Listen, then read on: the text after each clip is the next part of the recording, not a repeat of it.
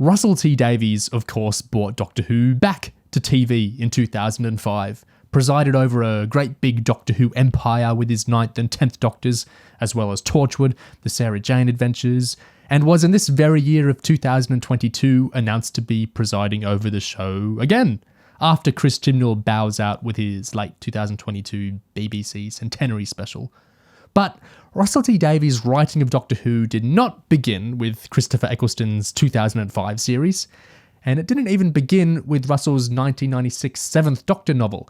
It in fact began with what we're going to chat about today, Mind of the Hodiac, this mid-1980s script for Colin Baker's Sixth Doctor. And so today, myself, Neo from Australia, will be discussing this first Russell T Davies Doctor Who story with Einarr from England. And the first 30 minutes of our discussion are spoiler-free. They're more a contextual discussion of what exactly the story is, where it came from, what it means for it to be released, Russell T Davies' writing in general. And then after 30 minutes, we start getting into more detail and connecting actual events of the story into our discussion. But I still wouldn't call this a super spoiler-heavy chat or anything. Plus, this is all time-coded, chapter-coded as usual, so you could jump around to the topics that most interest you, whether you've heard it or not yet, really. And just to contextualise this discussion, it was recorded before the big May 2022 Russell T Davies announcement of the new Doctor, of Ncuti Gatwa being cast. So casting our minds back before that, back before the release of the Mind of the Hodiac story itself, back to 2020 in fact, I'm curious who among us, both myself and Einarr in this discussion you're about to hear, and the listeners among us too, who remembers when this whole Hodiac story first bubbled up as something fans became aware of? Yes, during the tweet-alongs, yeah. What were your thoughts when that first happened? Oh gosh, I mean, well, terribly exciting as I think basically everyone, is how everyone reacted. I mean, it's not the sort of thing you stumble across every day. So it's sort of amazing that RTD found this kind of, behind the back, down the back of the sofa, original script. I think it was up in his attic actually, but anyway. Yeah, I mean, I think most people, one of the immediate thoughts was, will Big Finish produce this? Yes. So, in one sense, there was something of an inevitability that we got that. But wonderful that it's kind of happened in this way. And it's so fascinating how it ended up colliding with his return to Doctor Who in a much more seismic way. I think that's so interesting. If this had come out in any other year, I think it would have been quite a different scenario. But for it to get kind of caught up in him returning to the main job, it's really interesting to me. Yeah, there's an interesting sort of little through line, isn't there, from sort of, he obviously doesn't really do much Who related at all until, I think, is it 2018 with the Rose novelization is kind of the first thing that he sort of comes back to, and then obviously then there's the tweet-alongs that Emily Cook kind of prods him into doing, and then obviously from that you get Hodiac, and then, well, here we are, as you say, on the cusp of a Brave New World. Yeah. I think we'll chat a bit about the context of the story before diving into the story itself, because I think, like we're saying right now, the backstory behind this story getting written and then getting produced decades later is really compelling. It's as much of a story as the story itself. That context, starting with the 2020 UK COVID lockdowns, Emily Cook, who at that time was working just for Doctor Who magazine, I believe, before she got brought up into bigger roles and in Big Finish and elsewhere.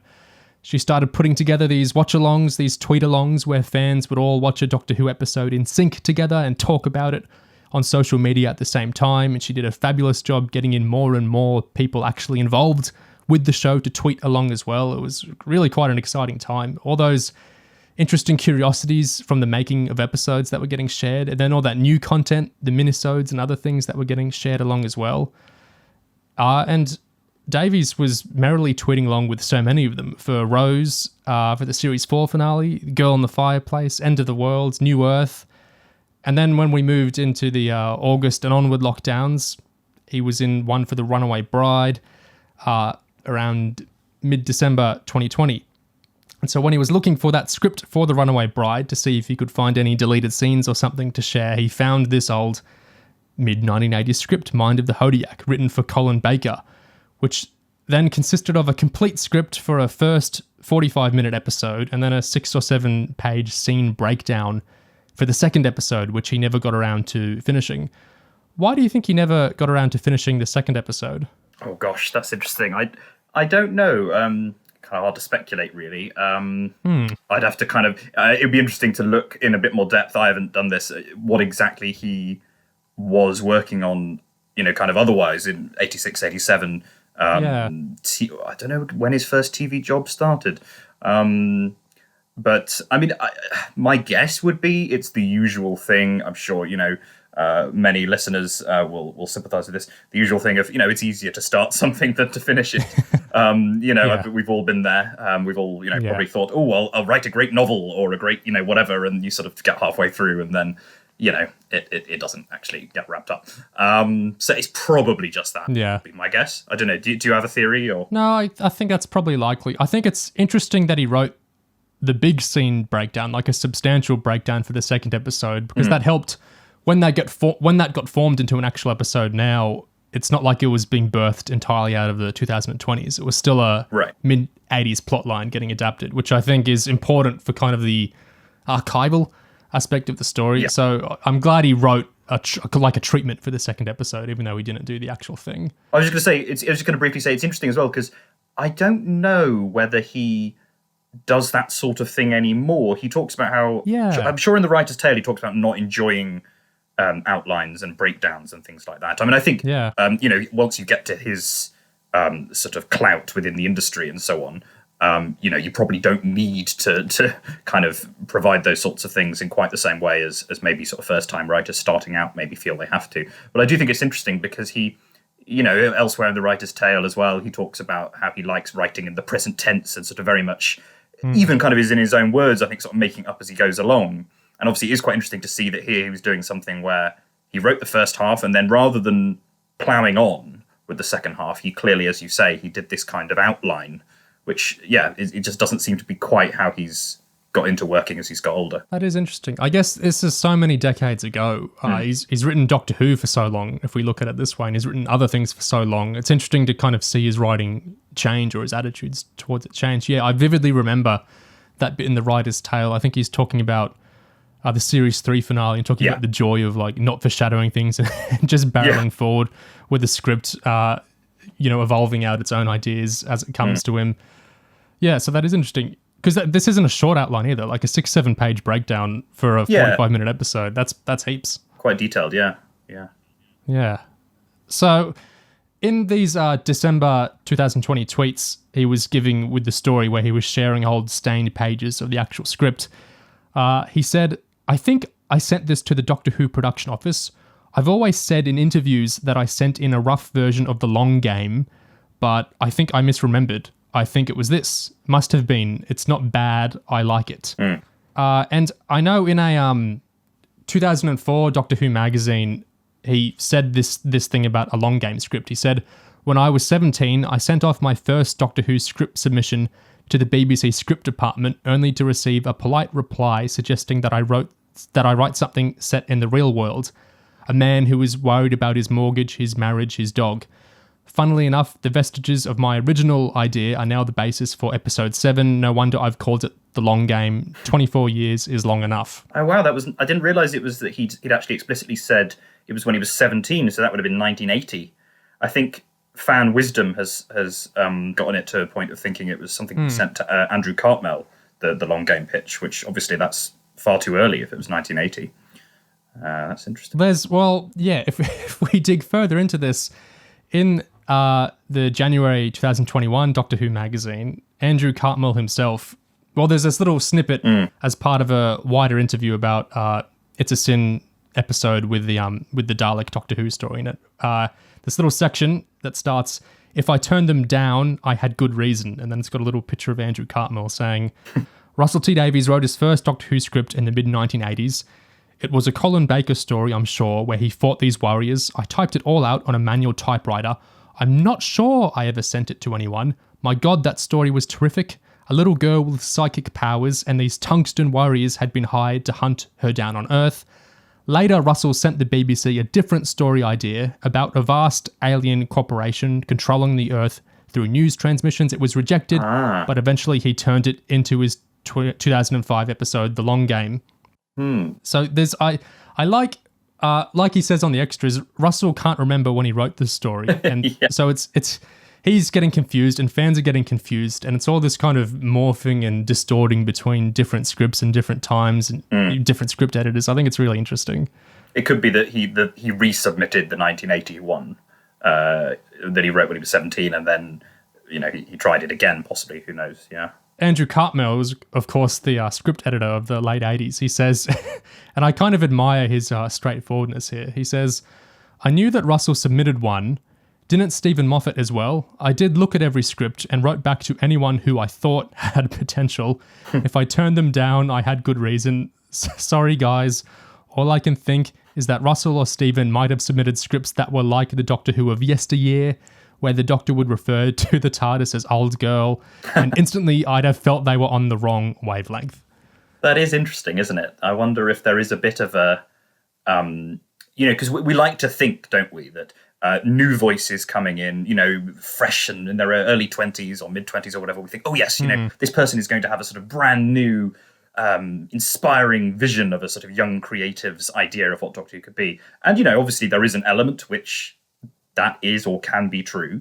But I think it is also interesting that maybe sometimes younger voices, and I don't mean this as particularly as a criticism, but can kind of fall back on sort of maybe more conservative, not conservative trends exactly, but certain crutches of kind of, well, I think Doctor Who ought to be like this, and it's sort of they're trying to fit into a kind of preconceived vision, whereas maybe as Davies has got older, he's maybe got bolder basically with what he can do. I don't know, just an off. No, I think that's a really good point. Actually, I think a lot of the successes of Davies and Moffat on the show was that they had done so much television beforehand, and television in different genres. So they weren't coming to Doctor Who.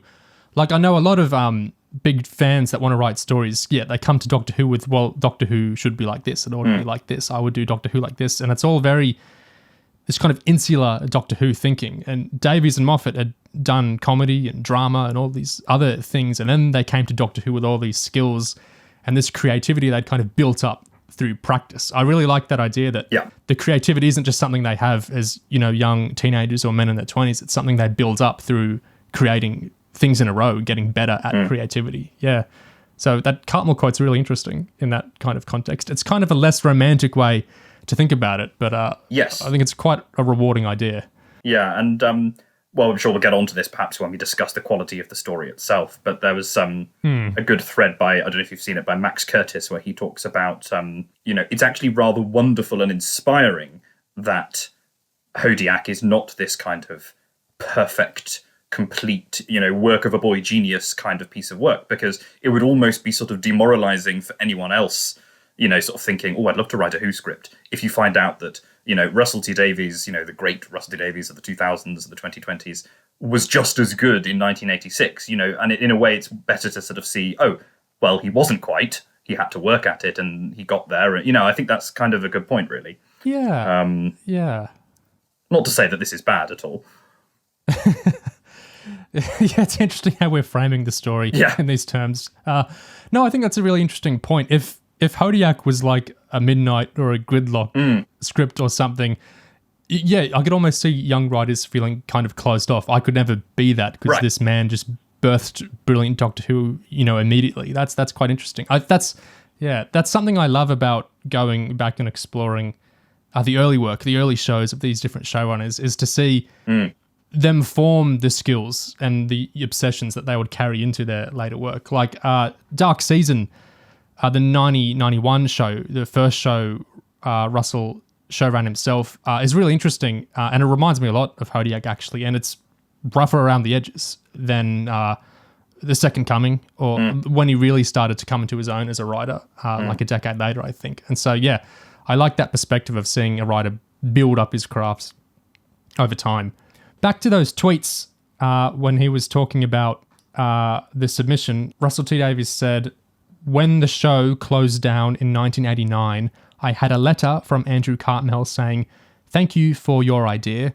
I liked it and put it to one side for consideration, but now we've closed down.'" And then Russell says, "This is contrary to what he says in next month's Doctor Who magazine, Fact Fans." And that's the magazine I just read from. If I turned them down, I had a good reason. It's interesting he says he thinks Stephen Moffat submitted a script. I know much less about that. I'd be very interested in if that's true and if that can ever bubble up somewhere. Yeah, it'd be interesting to know. One thing I do know, I don't know if this was something you were going to thinking of bringing up at any point, but not that long ago, certainly since the Hodiac reveal in the tweet-along, I think Mark Gatiss has since found an old 80s script that he wrote. So sort of another one of these, which who knows if Big Finish will produce that. I think it was called Flatland, and I've no idea what it was about. I've forgotten, but it did come out at some point. I do want to talk more about this kind of draft renaissance at Big Finish. I think it's a really interesting thing. Yeah. Back in these kind of framing terms about the story, some of the other Russell tweets from December 2020 were, okay, it's not the Doctor Who rarity you wanted. It's not a missing episode. It's a never episode. But it's the first script by the man who went on to relaunch the show in 2005. That's not too bad. And I won't post the whole thing. This story could still work. But it's very much my Doctor Who, even in 1985. Great big cosmic events, all focusing down on an ordinary Earth family. Come and bid Big Finish. So he's already talking about Big Finish in those initial script sharings, and I know in the extras he talks about the Big Finish vultures. Yes, that's quite amusing. Expecting to start circling around. Vultures. Yes, I think quite fondly. But yes, it is an amusing image. Yeah.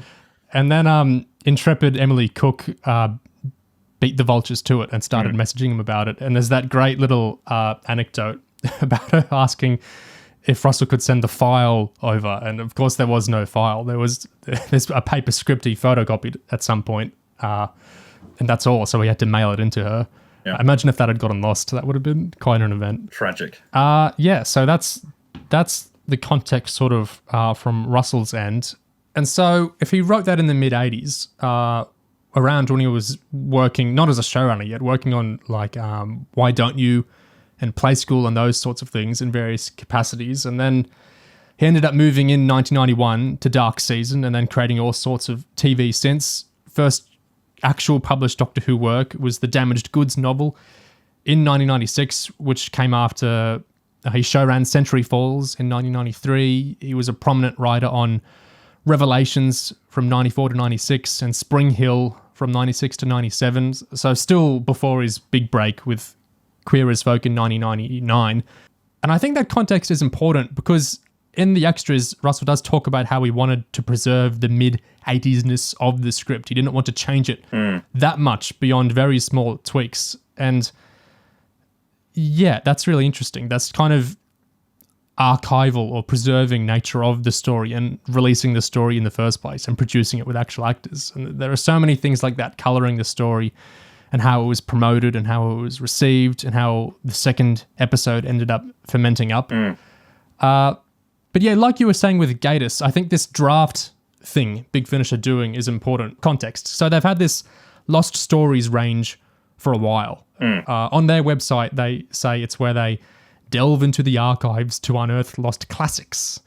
Their names used to be whispered with reverence in fan circles, and now you can hear them in full cast dramas or as enhanced dramatic readings with multiple cast members. And of course, Hodiac is a big, big, big full cast drama for Big Finish. And it's interesting because some of the earlier Lost Stories are scripts that felt pretty TV ready to me, like scripts that just happened to not be produced for one reason or another, like some of those Colin ones, which ended up set aside for what they did with his last season. And there are some which are much more like drafts, like they've taken to producing literal drafts recently, like that Return of the Cybermen, which is an earlier draft of something that did actually get onto TV, Revenge of the Cybermen. So it's not episodes that were never made, it's episodes that were made as later drafts. Like they're producing an earlier draft of Genesis of the Daleks and The Ark in Space. So it's not just producing stories that never made it to TV, it's searching archives for can you characterize them as unfinished because they were later revised into stories we did get on TV? Yeah, it's a strange impulse, I have to say, my feelings on that particular one. I mean, as you've been mentioning, the kind of lots of the original, or, the sort of stories that were these kind of completed things or nearly complete, that we kind of get a glimpse of. I think that's quite fascinating. But I have to admit that the sort of earlier draft instinct is one that I personally think should sort of be kept to, publication of a script book in a Doctor Who magazine special or something like that. I think would be more interesting for those who want to read it. I'm not sure how worthwhile it is to remount a completely new production of such things. But anyway, that's just my instinct, really. Yeah, I think it's really interesting because I'm enough of a super fan to get like the historical curiosity thing of, I'd love to read these and see, like, if a script is much shakier than the final form, I'm interested in that. I'd like to read that, But the thing is that, they're not releasing it just as a script book or as a special on Doctor Who magazine or anything. They're releasing it at like a price parity with other like finished audio dramas they're making, which is, I know some people aren't bothered by this, but I think it's interesting because it kind of changes the presentation of it. If you're releasing it as something to be bought, like as a CD with a booklet, a collector's CD as they call them, and it's like costs the same as like other finished stories from audio writers. I think that's really interesting because then some people will be more amenable to, it's a historical curiosity. It comes with, like 90 minutes of extras. It's a big, great historical thing. And others might be, I paid the price of an episode for this and it didn't feel like a finished episode to me. I think that's really interesting, the different opinions there. Yeah, absolutely. Yeah. And I saw that spread of reactions just to this one in particular. I don't know if you probably saw as well, but there were quite a few sort of, I'm not really vibing with this, or, people who seem to be disappointed, I think, with Hodiac in particular. And, people who felt, and I think this is a fair thing to feel, this doesn't quite feel like my Russell T Davies yet, which I think is, as I say, a fair thing to feel. But I think to an extent that was inevitable. I don't think, you were never going to get a hit of 2000s Russell from this script. It just wasn't going to be that polished, inevitably. I think, as with this or those other earlier drafts that Big Finish have produced or are producing, they didn't make it to TV. They weren't produced on TV, which, sometimes excellent scripts are, revised into worse scripts that are then produced, or excellent scripts are not produced in the first place for a variety of reasons. But them not being produced in the first place is a kind of message. Like if this had been accepted by the Doctor Who office, we'd have seen it on TV rather than be getting it in this format. So it is what you make of it, I think. I expected it to feel unfinished because it literally is unfinished, to my mind, my ears anyway. But I can totally see if you're paying finished story prices for it, why that could absolutely rankle with you. It's all what you want to make of it, I guess. And I know in the extras, Russell talks about the script originally started with was the Doctor's first word in it.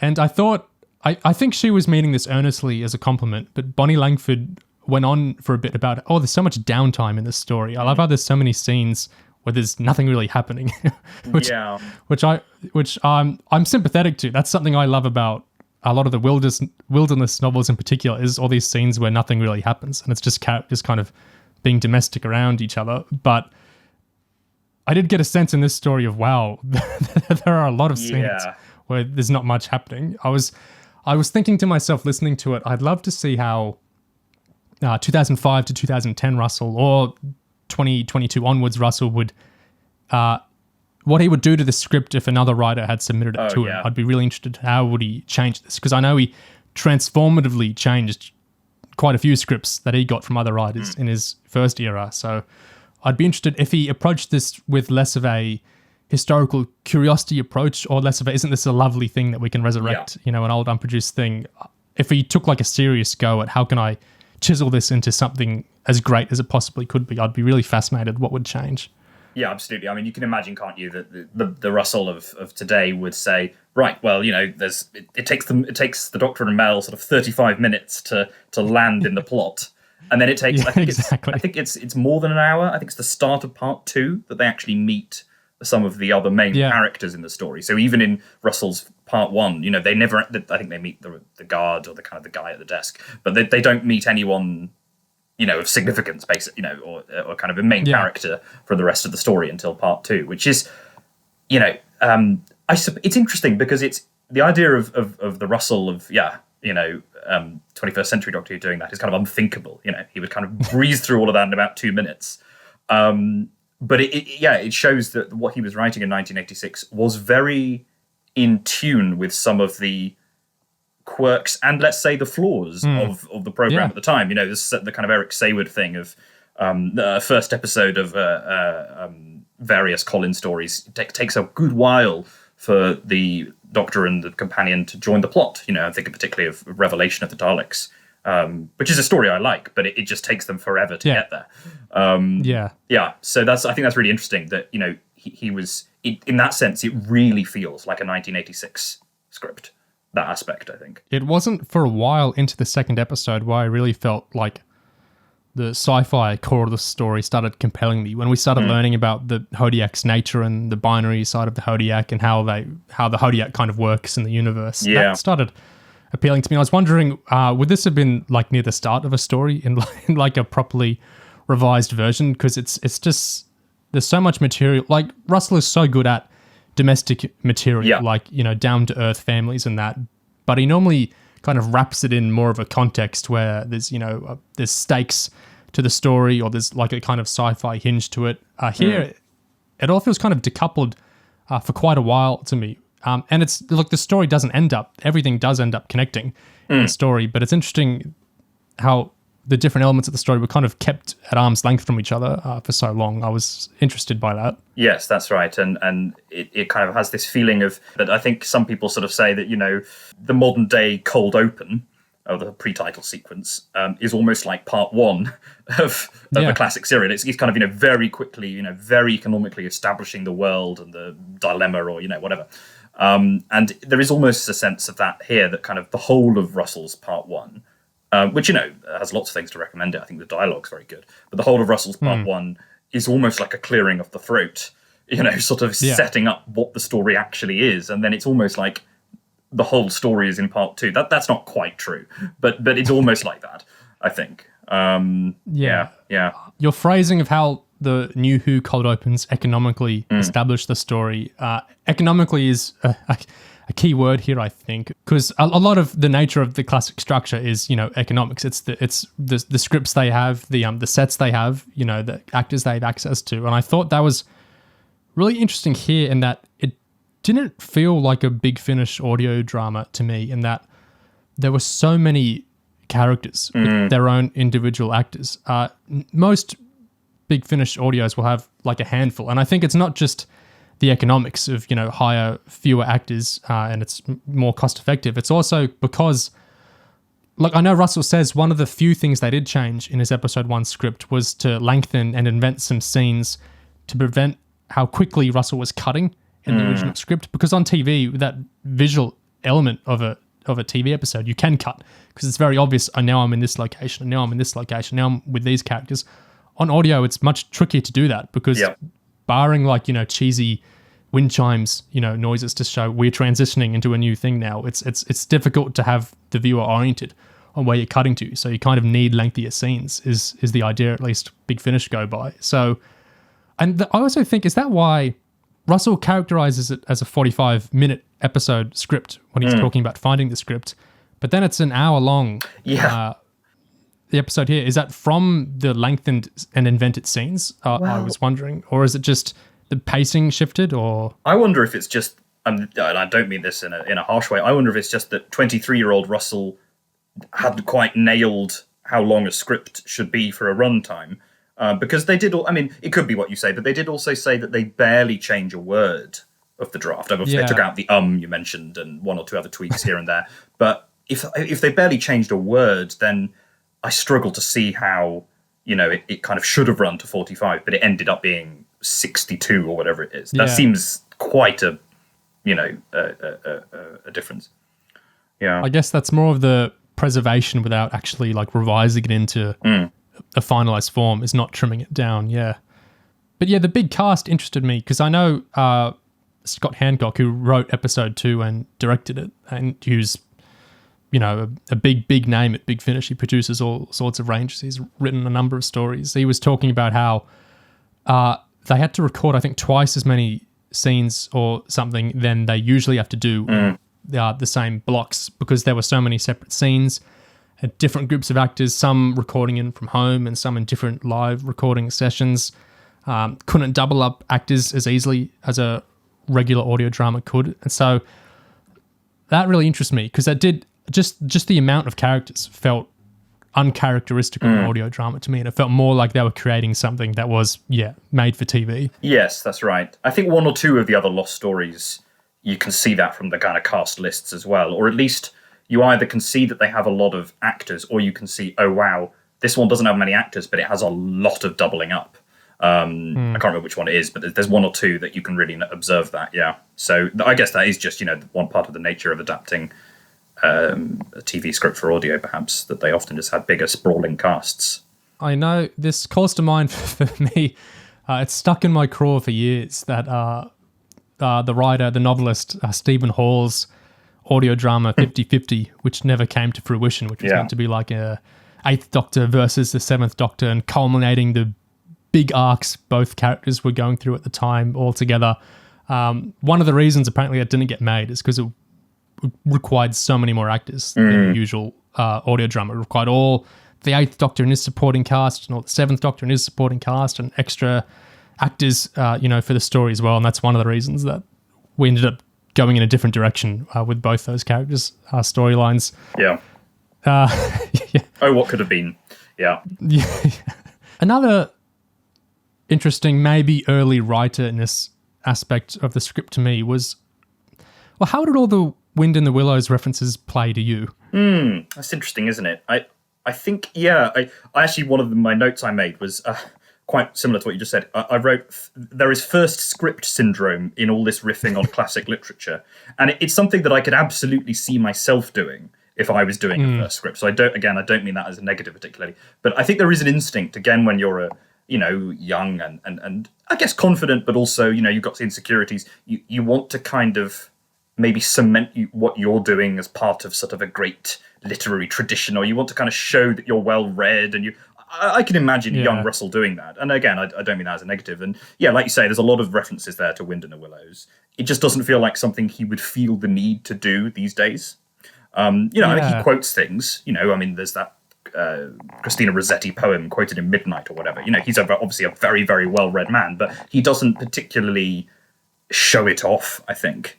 Having said that, I do think, they talk about this in the extras quite well as well, the Wind of the Willows thing, which was kind of on his brain because of the context of some things he was involved with at the time in 86.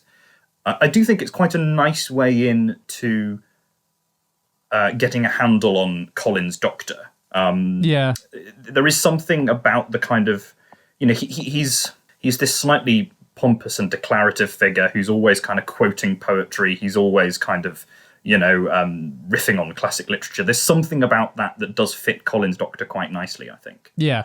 So I didn't mind it too much. I think perhaps there could have been a little less, but as an instinct, it wasn't too bad. What did you think? I enjoy when Colin justifies decisions made for his character, or that he's made for his character. So him drawing that linkage between Toad and his Doctor, I think Colin's very likable when he's doing stuff like that. I was kind of just confused by all the references in the audio itself, and then Russell saying, well, I was drawing a poster for a production of Wind in the Willows at the time, and I just read it, so it was really in my head. I thought that was kind of funny, the classic thing. I was thinking about something, so it worked its way into what I was doing. And then he even says part of the link is he likes that it feels like it just makes up its rules as it goes along in the Willows, which is like what we were saying earlier about not this mid-80s Russell writing big scene breakdowns, but later Russell does have that vibe to him for sure. Yeah, no, that's true. Yeah, it's very hard to kind of get a handle on. I mean, going into Hodiac, I was kind of really fascinated by what the Doctor would be like in it, because especially the Sixth Doctor, who obviously is quite kind of abrasive and sort of kind of belligerent on TV. but famously, has been softened, hasn't he? In audio, he's kind of had his renaissance on audio, and now he's kind of a little bit of a sort of cuddly grandpa type thing, old 6C, as Colin likes to refer to himself as. And it's interesting that you've got these two poles. One is sort of very much the TV version, and one kind of the audio version. And Hodiac, I think, slightly falls between two stools because obviously, to an extent, it's Russell's version of. Or, the first half is Russell's version of the TV version, or Russell's take on the TV version. But obviously it's being performed by the older, more cuddly grandpa Colin. And then obviously the second half as well is written in the 2020s. So it's kind of this slight amalgam, I think, of the two. And I thought that was quite interesting in a way. Maybe he's a bit sort of softer than the actual TV take, but a little bit more robust than some of the modern audio versions, perhaps. I don't know. Yeah, it's interesting to think if this had been accepted, where could it have even ended? Well, I guess it depends when he wrote it, doesn't it? So the fact it's 45 minutes and it has Mel, it's kind of tricky to date this. I guess it couldn't have been produced, could it? If it was coming in after season 22.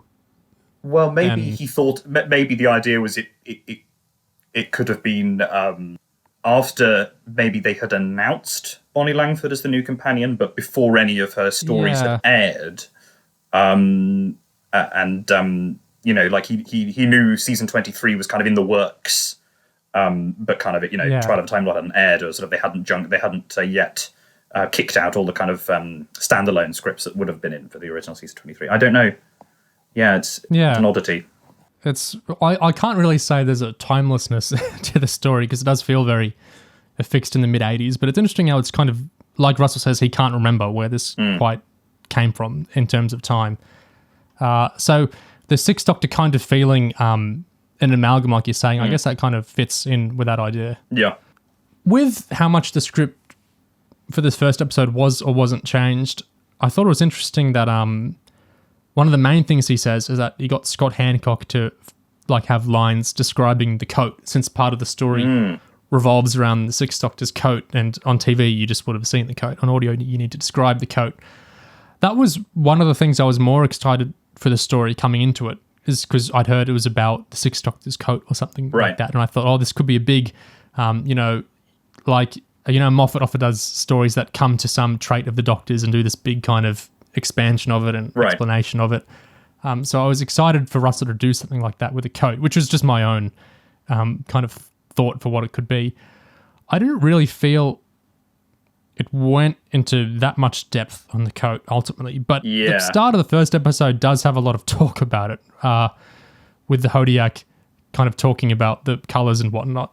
So there was a bit on the extras where I think Russell was almost characterising it like the script was him just wrestling with the coat, like maybe trying to make himself like it or something. And I didn't feel a huge through line with the coat stuff. I agree. I do like the early scenes you're referring to, where I think, like you say, it's probably Handcock maybe added in this kind of description of quite lyrical. Actually, it does sound quite like Russell. Yeah. In fairness, this kind of description of the different hues and greens and yellows or whatever of the coat, and wearing it is like wearing the universe itself and all that, which is quite lovely and quite charming. But actually, when you were talking earlier about how all the strands get wrapped up or woven together, I do feel like the one thing that the story never really explains or sort of adequately kind of weaves together at the end is, why was the Hodiac so into the Doctor's coat? Like, what was that all about? I didn't really... Did you grasp that? Because I didn't really grasp that. No, I thought maybe I missed something. I thought maybe it was just a general,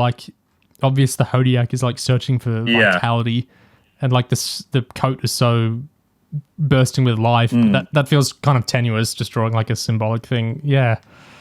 It's odd, because obviously he's depicted that way on the cover as well. The Hodiac wearing the coat, or sort of a replica of the coat, let's say. He's cosplaying as the Doctor. Yeah.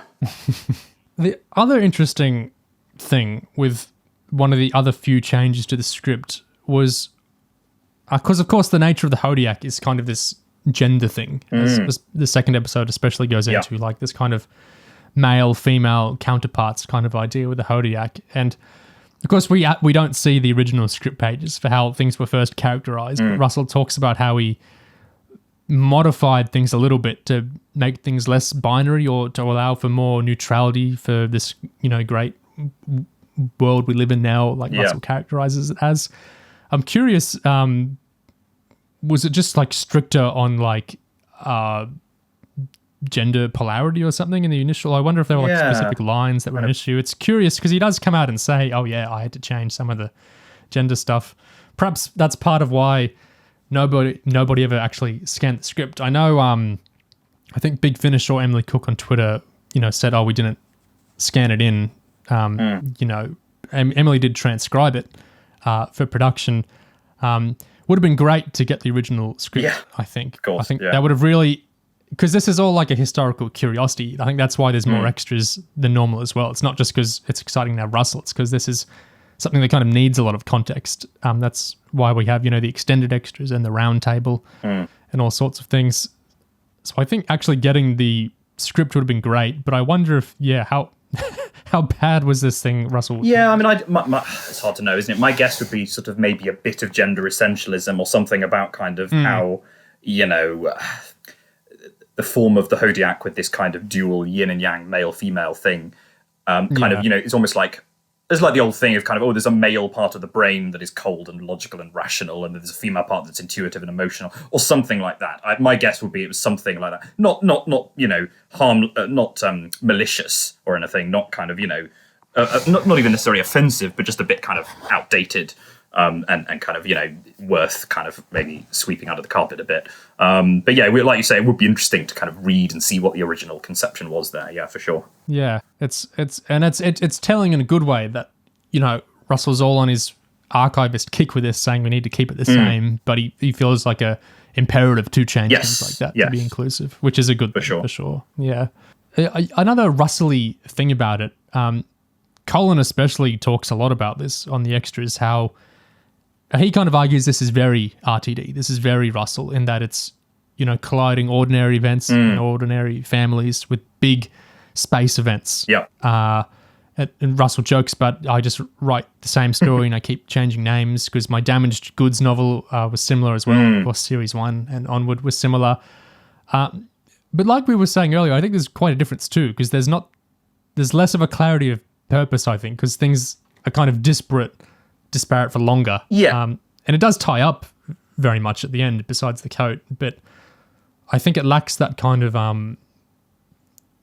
that ease with which Russell kind of knits together the genre element and the domestic element in his later work. I think that's it. The instinct is there, the interests are there, basically present and correct in terms of what he will go on to do later. But the kind of the phenomenal knack for structure and like you say, knitting things together is just not quite there yet. And also, I think you can also see that in the this is a bit of an aside, but I think you can see that in the cliffhanger, which I think is kind of weak. I think the cliffhangers, it feels like a contractual obligation. There's a cliffhanger here because we're halfway through the story, and it doesn't. He's not nailed the kind of maestro of the cliffhanger role yet. That obviously he goes on to master when he's running the show. Yeah, I don't think he's got that yet. I think it was a very TV cliffhanger as well, in that, like, you can have characters in peril at the end of an audio episode and have that work, but for like a specific weapons are pointing at characters, there's a sound, what happened? I think it's more difficult on audio because it just comes across like a bit of a mess because of course you don't know what happened because it was just a bunch of noise that wasn't clarified.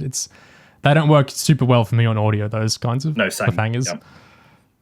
Yeah. Well, I was just going to, I don't know if you wanted to continue talking about the kind of the thing of the family, the domestic, combined with the sort of spacey stuff. Because, I mean, that's one of the things that's most likable about it is that it does have this, especially when you put it in the context of 1986, because Doctor Who was not putting out anything as kind of domestic and down to earth as this in 1986. So I think it's fair to say that if this had been on TV, that would have been such a sort of breath of fresh air and a kind of welcome bit of materiality, the kind of the fairly working class family, they're struggling with money, and the kind of the dynamics between these four women, I suppose. And I just think, that's just one of the aspects of it that shines the most.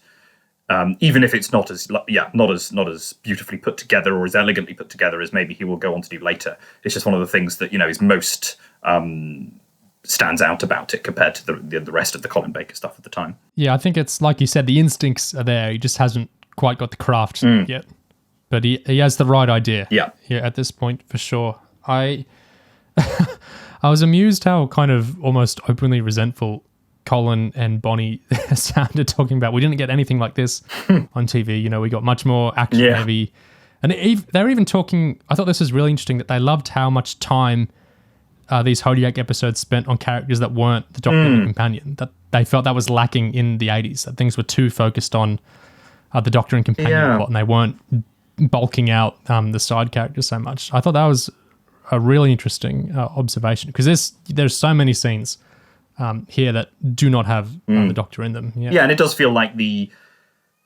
for want of a better word, the heart of the story focuses on the Maitland family, I think, doesn't it? Even if, it could perhaps be neater, but I think that is what the heart of the story is meant to be, for sure. And then obviously their connection with the Hodiac via the Nan character. Yeah. Yeah. The start of episode 1 feels so... I would have been so curious how this came across on TV, because I know a lot of 80s TV, 80s Doctor Who did feel kind of disconnected. And even some of Russell's early work, like Dark Season, feels kind of odd and rambling at points. But when the start is the Nan and the Maitland family saying this kind of poetic stuff to the younger girl, the toys are flying, and then we cut to the Hodiac who's evilly admiring the coat, and then meanwhile Six is just pottering around in the TARDIS. It feels very unlinked in a interesting way. Yeah. Yeah, and I think again, part of that unconnectedness that also shows that something that he would have shared as he goes on. The first half has a lot of stuff to do with the kind of galactic stock exchange and this kind of satire of, I suppose, not Wall Street, but kind of the City of London, let's say, and the kind of, the free market, very mid-80s kind of concerns, I guess, deregulation, all that stuff. And I quite like it. It's quite likable, it's quite enjoyable, but it kind of doesn't really go anywhere, and it's entirely dropped in part 2, which I find really fascinating, because that would suggest that it's a Russell thing that Scott Hancock decided not to pursue. But on the other hand, am I right in thinking it's all wrapped up before the end of part 1? So it would seem to be that was his instinct even at the time, that it was kind of done with.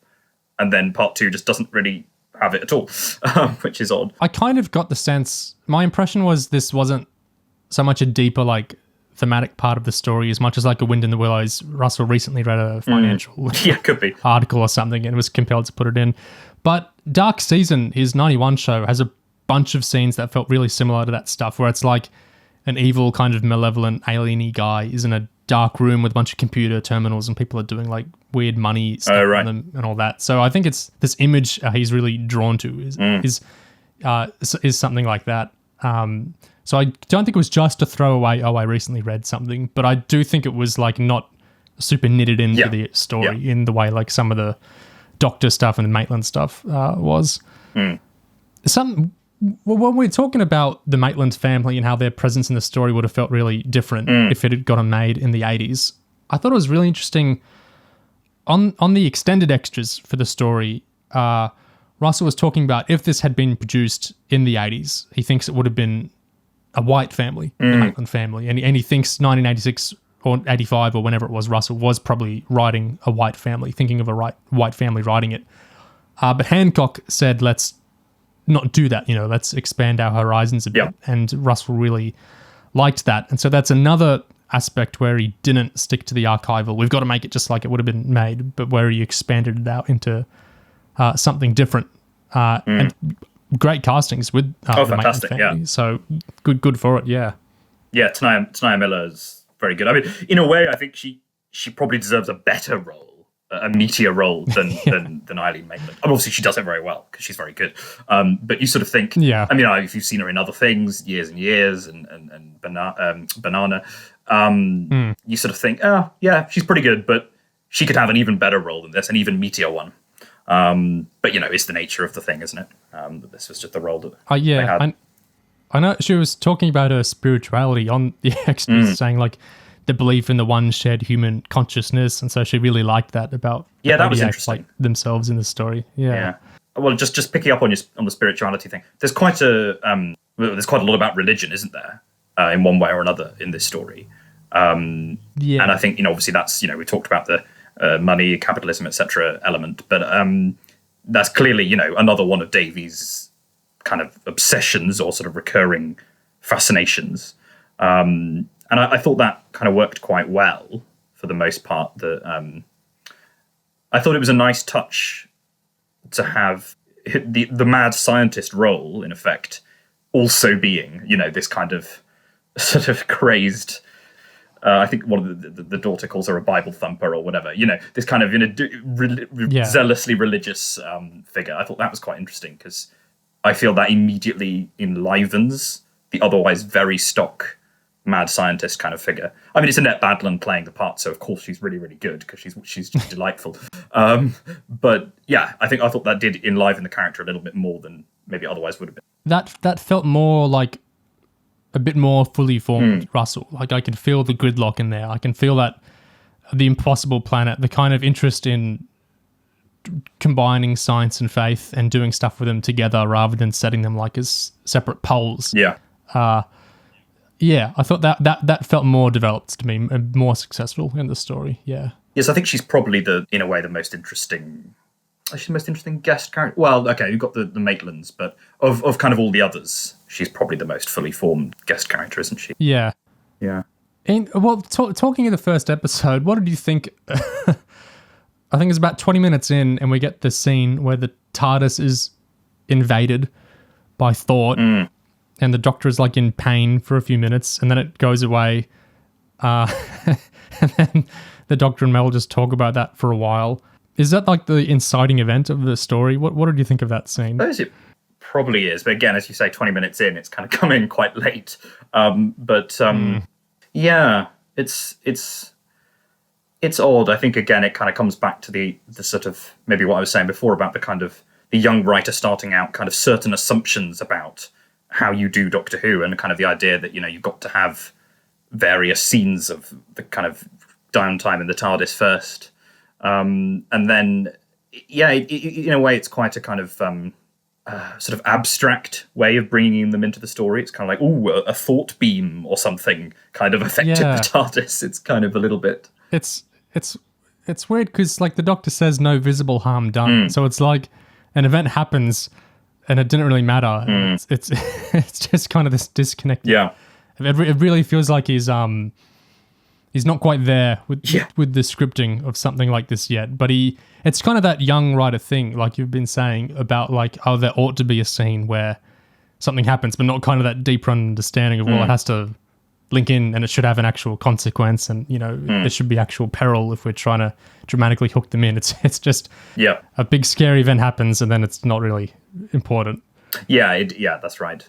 Whereas the Maitlands are more successful because the events where they go are more actual peril, like the freezing threat and the increasing like distrust they're feeling with who they're with. Like that all feels like they're actual scary things happening to them, and it's going to affect where they can go next. Whereas the Doctor doesn't have that vibe, and with a rising tension as well, quite nicely. Yeah. And I mean, speaking, I suppose of kind of progression of threat and things like that. I don't know if you're happy to move on to the second part now as well. But sure. Obviously you get a whole new element chucked in. Well, it is in part one as well, but these tungsten warriors and kind of, there's a big action sequence as well later on. And I suppose that's one part of it that, he's part of the kind of building of the stakes and all the rest of it, but maybe feels a little bit, again, a bit sort of perfunctory or a bit kind of obligatory of, we need some sort of stomping troopers and we need a big shootout scene and it's also quite Sayward, I suppose. Yeah.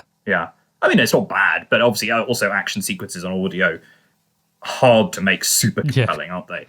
Of that variety. It's tricky too, because this second episode was of course scripted by Scott Handcock, who's a very experienced hand at audio drama. And yet I guess the scene breakdown had all this tungsten warrior stuff. And so where I think an audio might be more successful having the drama more to do with dialogue or something conceptual, he's got to do like the stomping because that's in the breakdown. And it's the whole archival thing of preserving and bringing it to life. So that was tricky. Yeah, I agree. And like the body teleporting from the gunfire and stuff, it's all, when you're doing like geographic kind of stakes in an audio, like it's where someone is in a room and then it's where they teleport to, I think it's very tricky because the spatial sense with, like it's doable, but it's hard to have spatial stakes in an audio. Yeah, it's hard to sell, isn't it? And make it immediately sort of graspable. Yeah, that's right. Yeah. This interested me because Handcock has some lines in here which I think are quite good. Like I liked 12B, unlucky for some, I liked. And then only the civilized ever resort to uncivilized methods. Yeah. If he came up with that, that's a very good job of like easing into that Russell role. I think, I don't know how high a compliment it is to say this episode 2 felt very much of a pair of episode 1 because obviously episode 1 had issues, but I never felt like this was incongruent with Russell's writing. I totally agree. It flowed pretty smoothly. Yeah, and I don't mean that, I don't mean this as a disrespect to Scott Handcock, but, I did have concerns that perhaps Ep 2 would sort of, just not quite deliver on the sort of great quality of episode 1. And I didn't particularly feel that at all, as you were just saying, really. If anything, I don't exactly want to say it's a stronger episode. I think probably the better dialogue is in the first part, but I think probably the better scenes or sort of better kind of overall what felt like more of the sort of moving parts of the story, to me, all came in episode 2. I mean, okay, yes, I'm sure they were drawn from Russell's original outline and so on. But I think Handcock did a really good job there in kind of, delivering on the basis of what Russell had done. The events and the concepts in episode 2 are more interesting. I'm almost surprised Russell didn't just write the second episode after the first one, because this feels more like the meat of the story. We get to... Yeah, the bit you want to get to, yeah. Yeah, the twists about the Hodiac's identity, and then the whole interesting like sci-fi nature of them, where they're born and reborn across the universe. That all felt like the good stuff to me. Yeah. And then we had characters in actual peril across the second episode. Yeah, it was a more exciting episode, I definitely felt. Yeah, and the bits that perhaps best worked for me in the second episode in particular, I don't know if this was something that stuck out to you, and be interesting to kind of hear if other readers got this as well, but would be sort of what I would say is kind of the queer reading of the overall story, sort of an undercurrent of queerness in the story, which is not to say, compared to most of Russell's work, it's extremely kind of tame and I suppose straight in that sense. There's nothing explicit. There's no same-sex couples or whatever. But the fact that the story, especially in the second half, has this focus on two pairings or kind of couples, one of the Nan and the Hodiac, this kind of double being, and one of Eileen Maitland, the mother of the family, and this absent husband that she has, who's kind of gone off. The fact that there's these two pairings couples explicitly sort of endorsed or supported by kind of prevailing religious dogma. There's a lot of talk of kind of, close to the angels and the peace beyond all understanding and all these sort of religious phrasings. And she, Eileen has this kind of religious guilt, doesn't she, about how, she sinned in the eyes of God and stuff. So these religious element to these kind of, I guess, heterosexual pairings. And then the story ultimately comes down on the side of kind of a very sort of Love and Monsters style, life is bigger and better than that. Yeah. Life is bigger and better than these kind of compulsory pairings. And I think that is, I would call that a queer subtext, even if, there's nothing explicitly queer about it in the modern sense. Yeah, I don't think that's a reach at all, especially because no one's going to be consuming this story not knowing who Russell is. And it's two gay men as well, yeah. The only appeal, so I don't think it's a reach. The story's promoted off the basis of who he is and his career. So reading it in that context, I think, makes all the sense in the world. Yeah, the story definitely is chafing against some kind of orthodoxy there. I think you could totally read that in. I thought the material with the absent husband was definitely some of the more compelling stuff as well. It felt like there was more heart in that, or more interest in that. I know it was Handcock writing the dialogue, but it felt like there was more there. Yeah. And this kind of breaking past a sort of nuclear family unit. There's this lovely line. Yeah. One of the lines that stuck out to me: "To survive, we must adapt beyond tradition," which I thought was quite nice. It's again, like you're saying, it's chafing at orthodoxy, and I think like the nature of the Hodiac, the male Hodiac, is like he's doing wrong in trying to preserve the status quo, his own life. He's clinging on to life, and that's where this all stems from. He's trying to avoid being reborn as something different somewhere else, on another world. He's bitter. He's trying to cheat death. He's trying to cheat everyone to preserve everything as is for him, which totally, kind of keys into that same kind of idea. He's trying to hold on to the orthodoxy of his own status and his own dominance in the role he's currently in, fighting against a more expansive rebirth. So and it's, you can see a lot of lines that sort of the idea of kind of them being one mind as well. That's very conventional thing of referring to marriage as like the union of one flesh and all that stuff. It just feels very much like that's what he's going for there, of kind of sort of fighting against this whole holy union of marriage type thing. Yeah, it's fascinating. Even though it's like mitigated by the whatever line changes happened with the gender stuff. The idea that it's this one being, it's split into a male and a female presence, but it's the one consciousness, it's the one thing, occupying both a male and a female like host. I guess there's interesting stuff to that as well. Although I wonder how was it characterized earlier. Yeah. But here, there is that kind of joint aspect of the Hodiac, which I think is interesting. Yeah, I found that those two things we're talking about, specifically the bits that I liked the most, was the domestic stuff with the Maitlands and the man who's not there, and then the Hodiac's joint aspects, and the male Hodiac fighting on for his life and not wanting to be reborn. I liked that idea of the Hodiac and where they get reborn and everything. I thought that was the most compelling genre bit of the story for me. I did get an amusing, this is an aside really, but I did get an amusing kick out of, I think it was Roy Gill, another Big Finish writer, noticing on Twitter that the Hodiac it's not quite the same as the Ux from Ranskorev Kolos, but there is an amusing sort of symmetry there. I hadn't thought of that.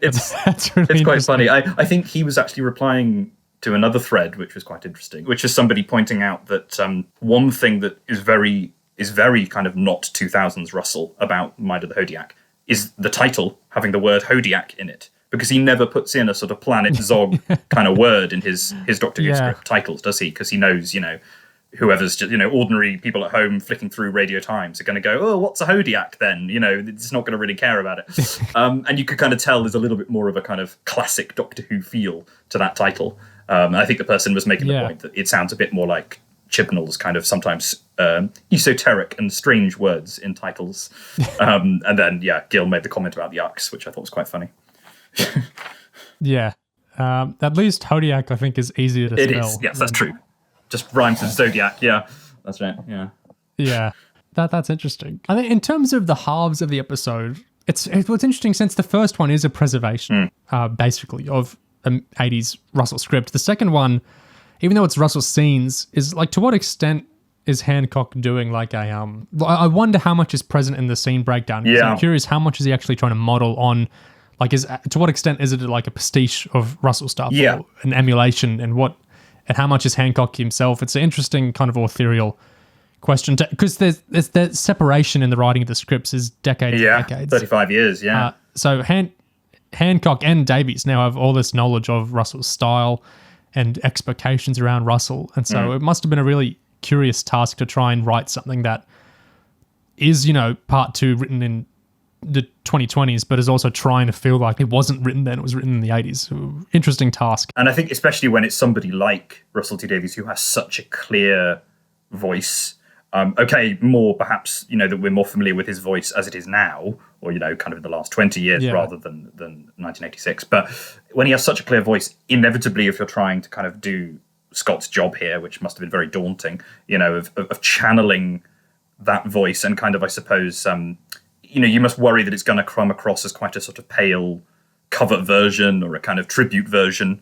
I don't think it particularly did. I think they did a reasonable, as we said earlier, really, a reasonable job of kind of fusing the two halves.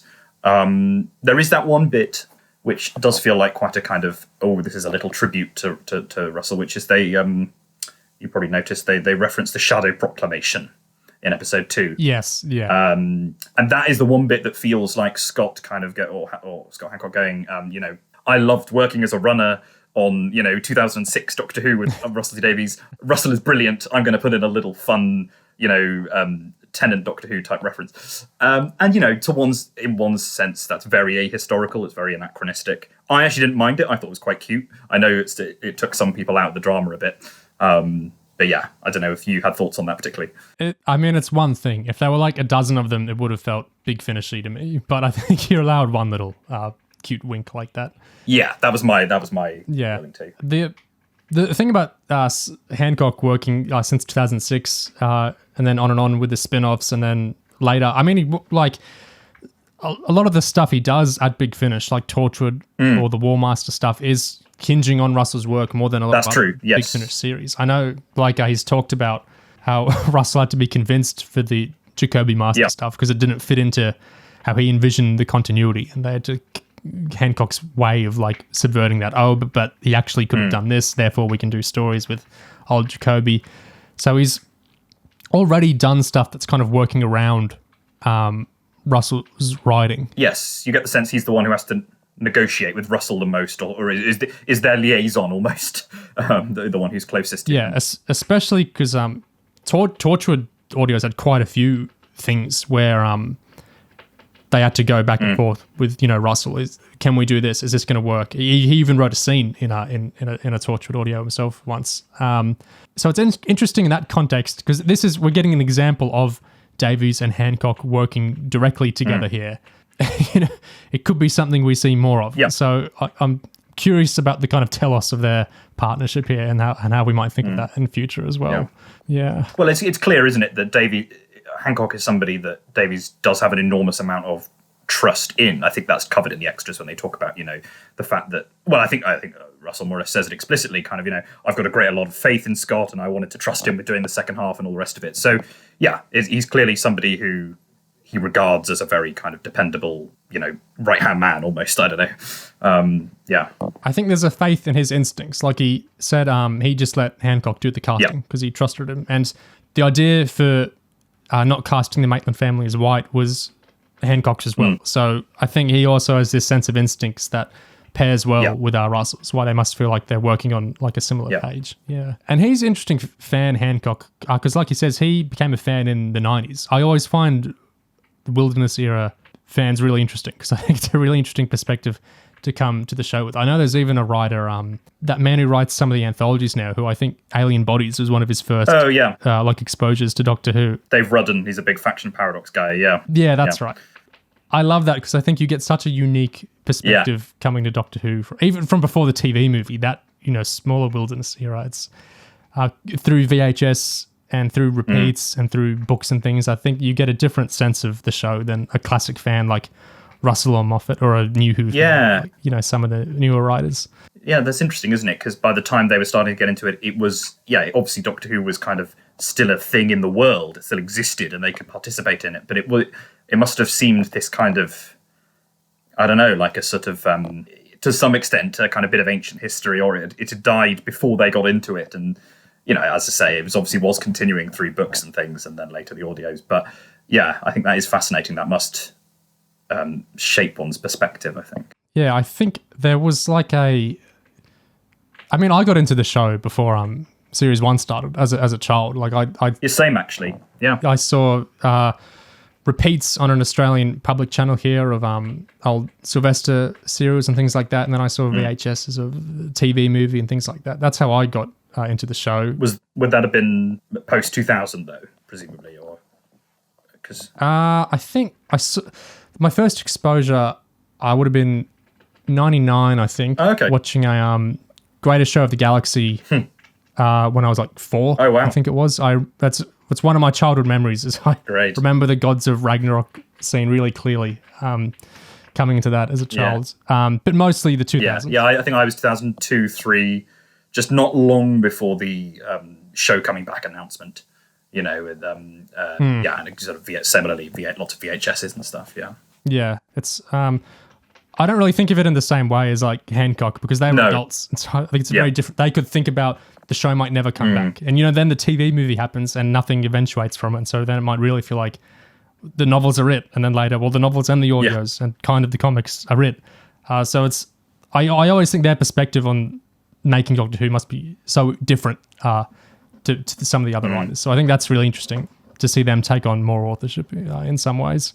I guess that since we're talking about when the show was adrift and then it was announced Russell was making it and taking control of it, there's this really interesting bit in the extended extras where I'll play the clip for listeners at this point. It is very strange to think now, isn't life strange, that here we are releasing my very first Doctor Who script when I'm actually going back to be running Doctor Who. And of course I had to not tell Scott and Big Finish and everyone that for many months while we were planning all this, because, oh gosh, it's complicated. But how strange. It's kind of lovely, though, in a way. I mean, look, it's very funny when you don't work on Doctor Who and you leave Doctor Who, and everyone always asks you, are you going back to Doctor Who? Are you ever going to write a Doctor Who? And you say no just because that's the polite thing to say, because there's another showrunner there, and the show's been running on quite happily without you, and going into whole new areas and doing new things. So you'd sound a bit rubbish with, oh yes, that's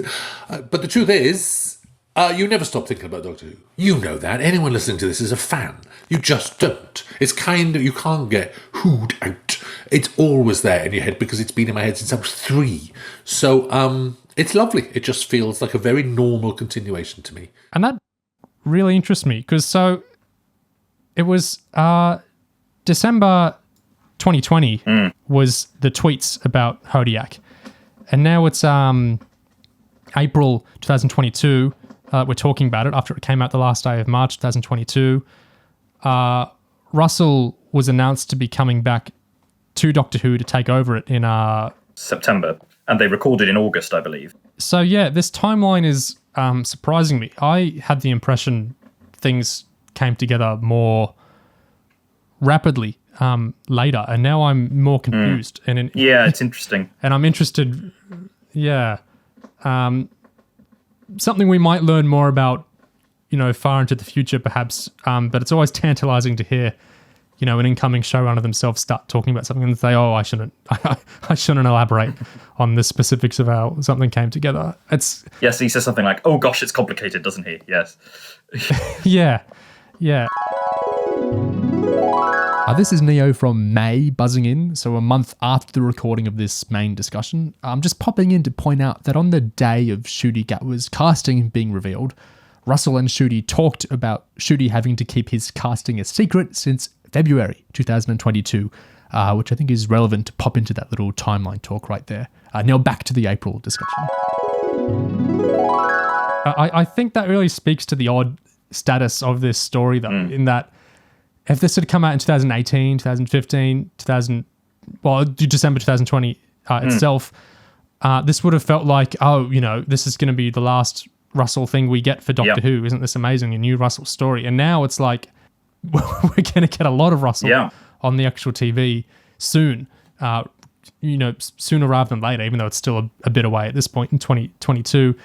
And so I think if not for RTD2 being a thing, I think there might have been more fanfare and more interest in Hodiac just because it would have felt more like a rarity. But now, I obviously, people like you and me are very interested in this kind of curiosities, but I wonder what the reception and interest in Hodiac might have been if another showrunner was taking control after Chibnall, or if no one had been announced yet and there was no big Russell thing in the press about Doctor Who. Yeah, I don't know. Interesting what if. On the other hand, could you say perhaps the things, or perhaps it almost, could it even reinforce interest in it for some people? If, now it's not just a new piece from former showrunner Russell T Davies, now it's a new piece from once and future showrunner Russell T Davies. I don't know. And I don't know. I mean, we don't find out things like sales and so on, so I have no idea how well it's done. But One thing I would be interested in as well is, clearly 15 years or whatever have elapsed since he was last writing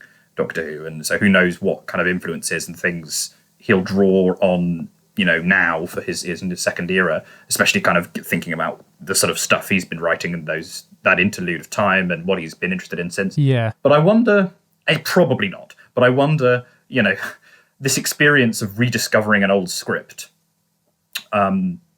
is there a tiny sliver of chance that he might kind of, having gone over these concepts and these, some of these ideas in this, and obviously batted things back and forth with Handcock, when he comes to write or craft some of his 2023, 2024 stuff, might Russell sort of think, oh, that idea I had back then was fun, I'll revise some form of that. I know, I'm just speculating at this point, but it might be fun to think that he might return to the idea of, this galactic stock exchange, or, a sort of a two-part entity, perhaps not for the gender essentialism, but yeah, it's interesting.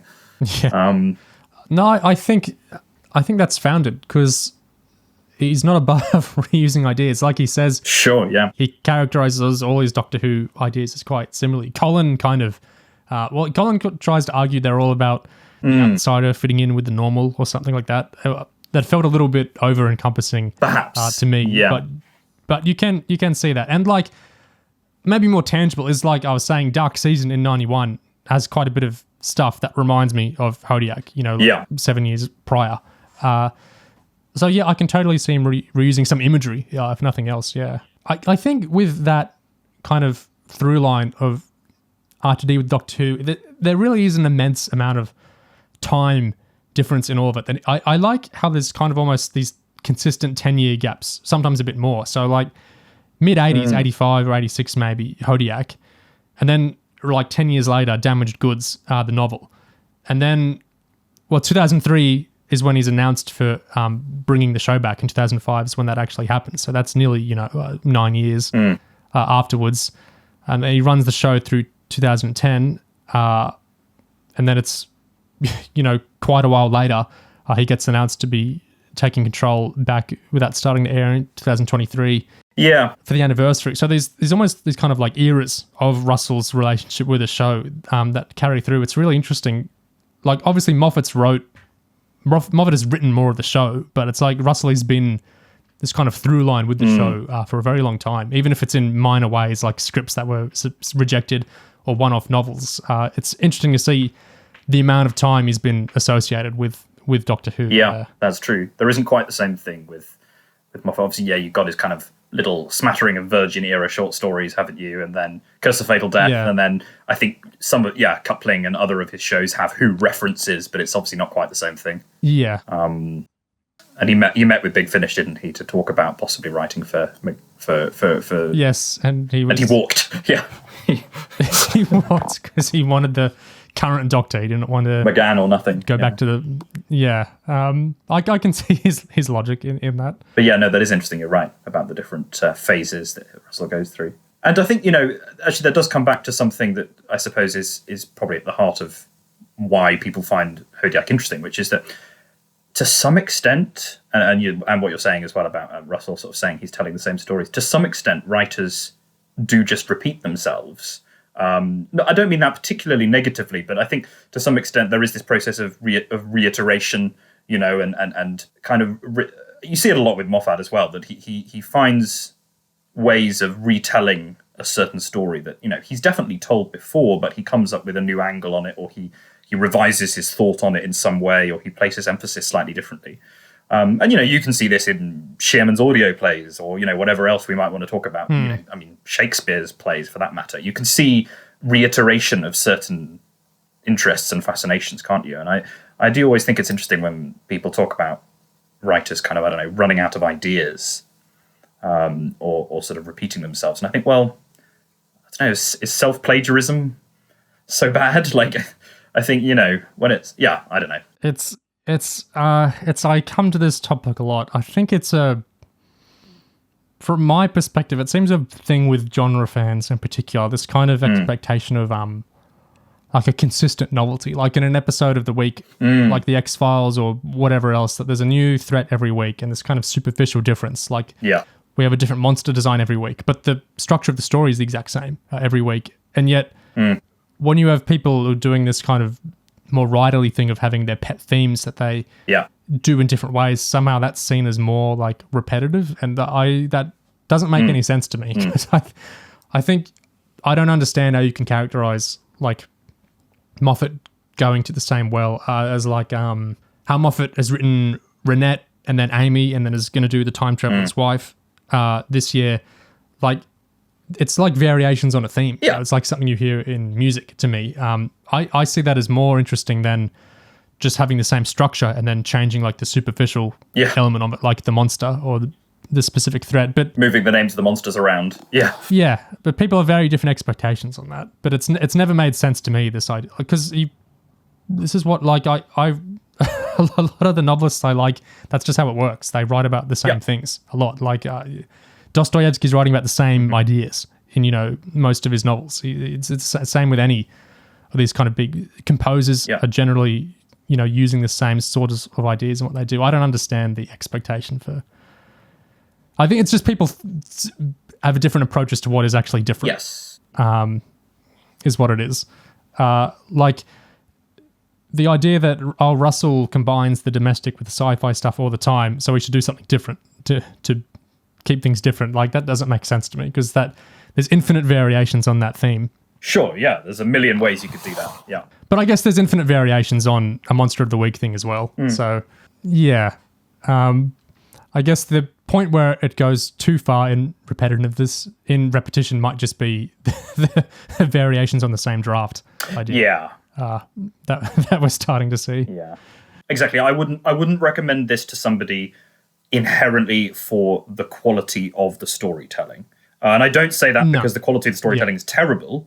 It's good, or, it varies from sort of middling to good. But I wouldn't recommend it as, for that, I would recommend it as precisely as you've been saying, as this absolutely fascinating historical value. And especially, if Russell T Davies is a writer you like, and you want to, understand what makes him tick, and you want to sort of see how he approaches things and how he changes over the years, then yes, I would say it is a must-buy in that sense. I think, if you're the type of person that was definitely going to listen to the extras for something like this, it's probably something you'd want. If you were the type of person who just wants to experience a story, maybe poke around more about what this is to see if you want it, because it's unfinished and it wasn't produced on TV. But if you're very interested in Russell T Davies, there's going to be insight and like a historical value to it for sure. But the storytelling is not something the Russell we know would let past his desk without major changes, I would say. Yeah, I think that's fair. Yeah. I think that's basically, we've covered everything, really. I mean, I look forward to Gatiss' lost masterpiece, which, may not go down quite as well, but who knows? Yeah, I'm very interested how this draft renaissance, like I said, I'm very interested how this goes, both in terms of how people receive this, how many people buy it, if it's something people want. I'm really curious. Because this wouldn't happen in many other franchises, I think. So well, that's it. Yeah, an interesting thing to happen. I mean, there is. I think it's been talked about on. I can't remember where exactly it was, but there was some TV historian who was saying, the level of kind of archaeology, or that Doctor Who sort of fandom, or people involved with it go through to unearth things is phenomenal. They're kind of going into archives and sort of rescuing lost tapes of this, that, and the other, and all the rest of it. And I will be sort of carrying on from the idea of these lost stories. I would be really interested to see, as they probably will get round to doing, Big Finish doing something with lost stories from the revival, in maybe 10 years or 5 years or whenever.